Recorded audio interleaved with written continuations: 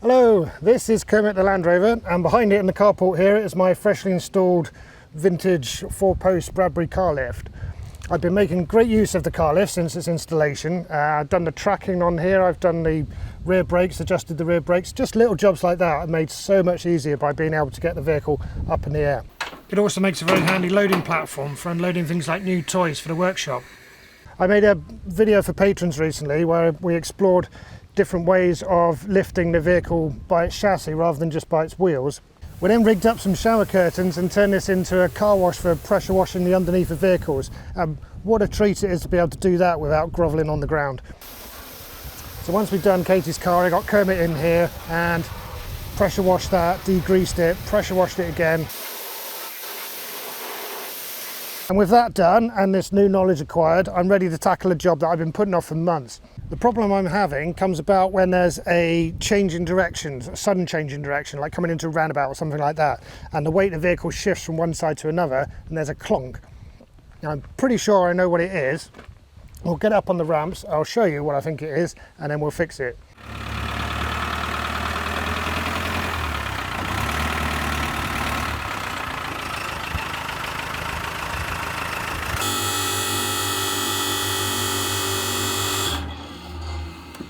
What we have here is a pair of leaf springs, and these leaf springs are attached to the chassis via bushes, one at each end of each spring. So 4 of them, and I think all 4 of them are knackered. This is a brand new one, and it very simply consists of an outer cylinder of steel, an inner cylinder of steel, and rubber in between them. And what I think's happened in here is that rubber's given way, and so instead of being the 2 cylinders being bonded together, they're now free to move. And so these springs can move and the whole thing shifts sideways, only about that much, but enough to make a big clonk. And then when you change direction again, coming out the roundabout, clonk again. So it's not a huge amount of movement, but it does need rectifying. Now, if you followed the whole build series of Kermit, you might be thinking, hang on a minute, aren't those new springs? Kinda. When I fitted these springs, they had 0 miles on them, but they were also about 20 years old and they'd lived outside most of that time. So it's possible that the rubber in here has died of old age and UV exposure. It's possible, it's substandard, but we'll know more when we get them apart. What we've got to do then is get these springs off, but leave the axle in place, get springs in the workshop, get rid of the old bushes and fit a set of brand new ones. First thing I'm going to do is cut down these U-bolts. They've got much more thread showing than they would usually have, and that's because I've got parabolic springs here rather than the usual multi-leaf springs. I've been meaning to cut down these bolts ever since I fitted them, so we'll do that now.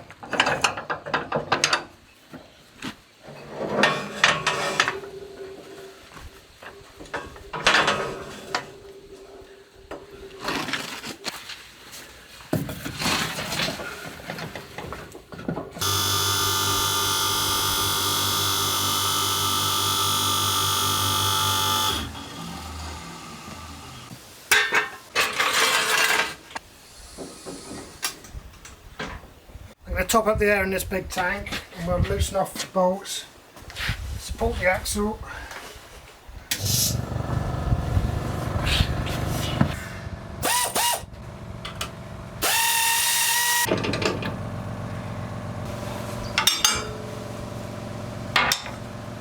My plan is to take one spring off, work on it, put it back on and then do the other one.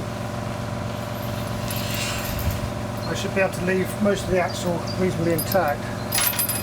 Currently the axle is hanging on this spring, so I need something to lift there.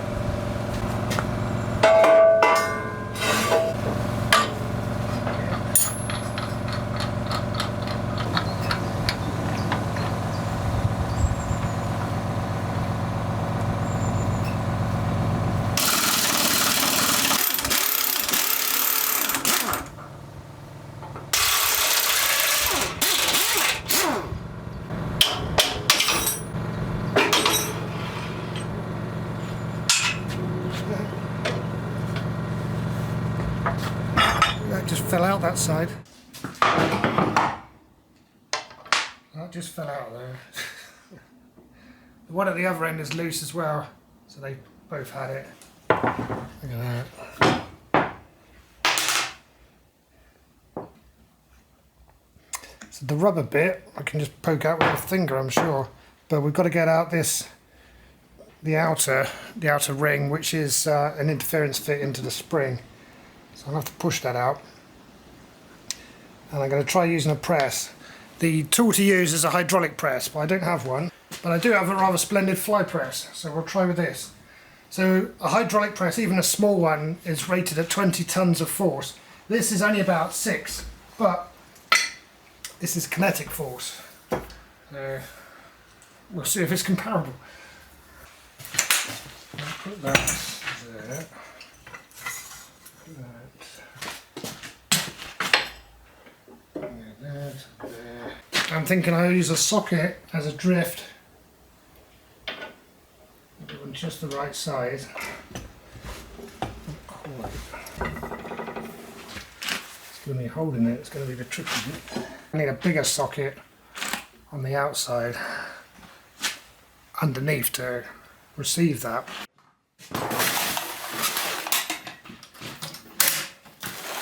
Between these two sets there must be something. Something like that big. So with this setup, I've got a bigger socket underneath as a receiver, so that should hold the spring fairly square to the press. This socket on the top, and we'll see if that can work at all.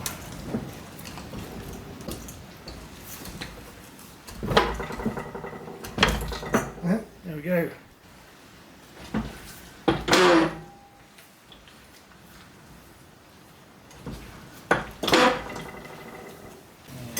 Something a little bit longer than that. There you go.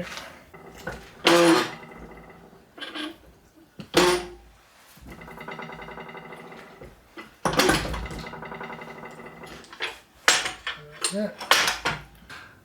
That wasn't too bad, was it? So I'll do the same again on the other end.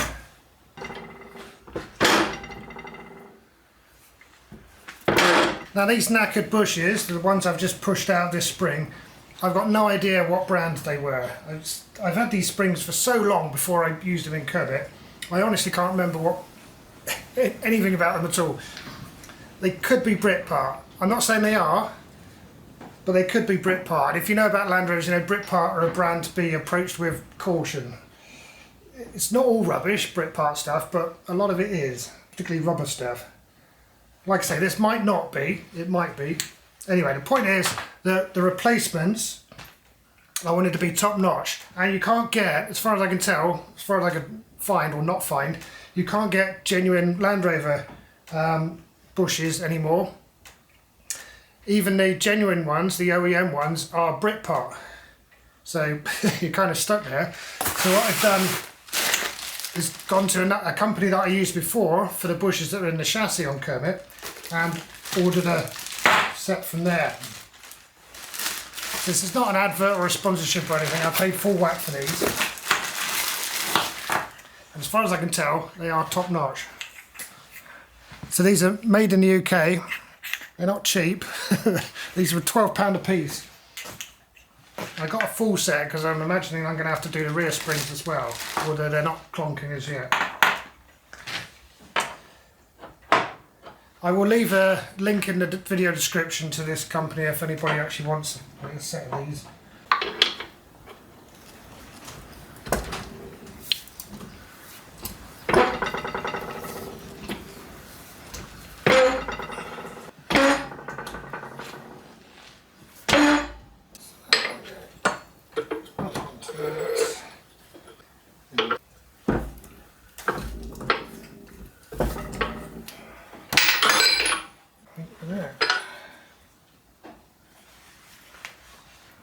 Yep.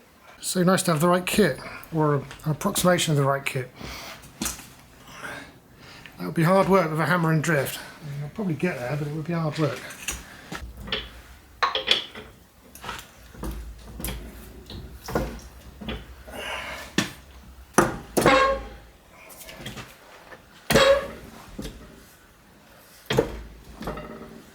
Let's refit this one and grab the other.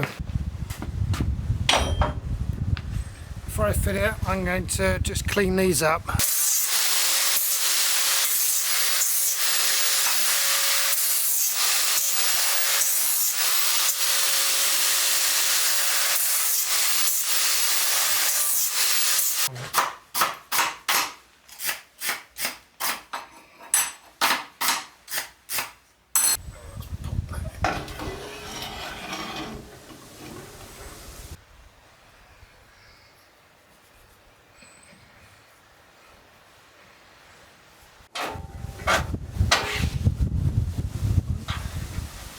But I'm not going to tighten these fixings just yet, because we need to do that when the suspension is at its midpoint. So probably just with the weight on the, anyway, we'll get to that, but I'm just going to put everything in position. I'll do up the U-bolts, they can be tightened.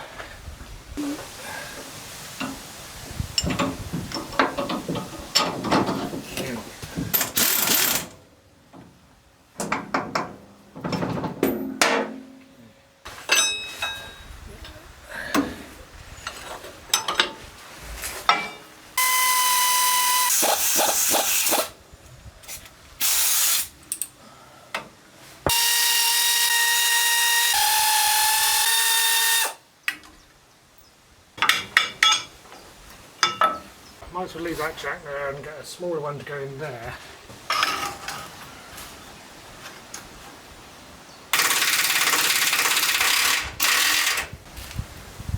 See that gap?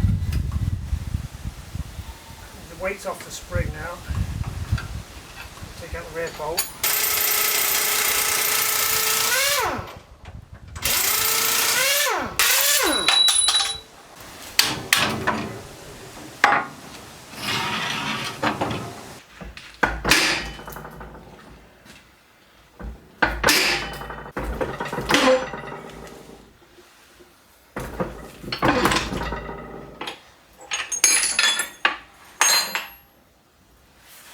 It.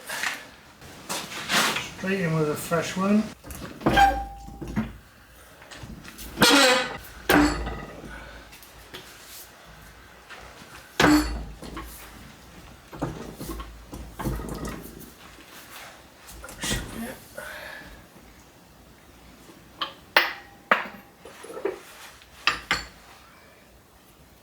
Cock on.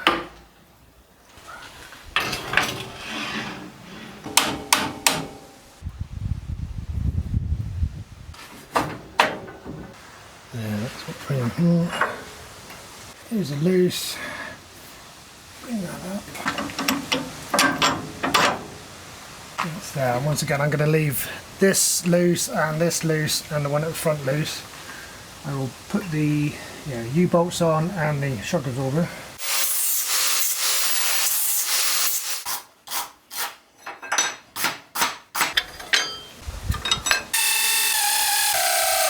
Now before I lower it, I'm going to measure the gap here between the bump stop and the axle, because that's our maximum. Obviously the minimum is 0 when the axle's hitting the bump stop, and then we need to settle this down halfway between the two before tightening the rest of the bolts. 114, 110, 114. Okay, let's drop it down.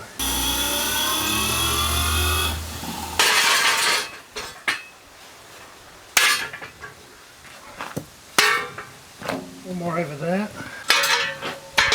Yep.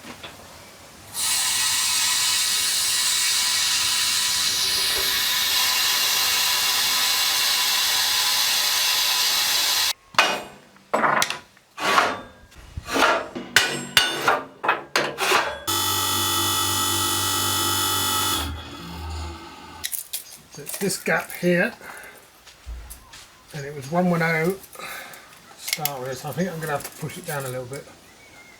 Oh, look at my note. So that should be 55 and it's 64. So I've got to load the suspension just a little bit to get it into the midpoint before I can do up these shackle bolts. These bolts here and bolts there. I could just put some bags of sand or something inside the cab. That would bring it down. But even easier, I think, would be to just put a strap here between the frame of the lift and the front bumper.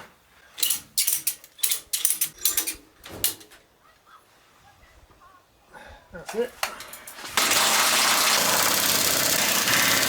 Those bolts are tightened into the shackles now.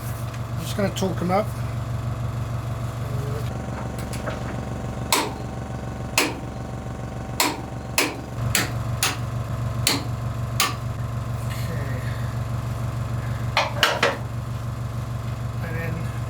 To go on there.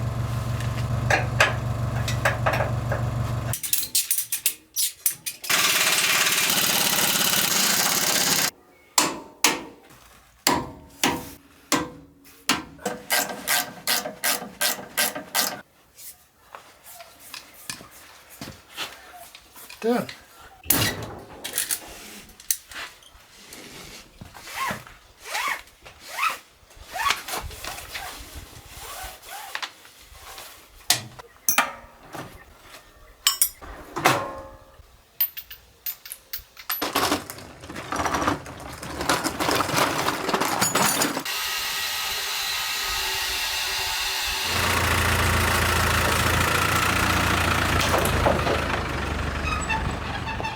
That's it, all done. Didn't the lift make life so much easier?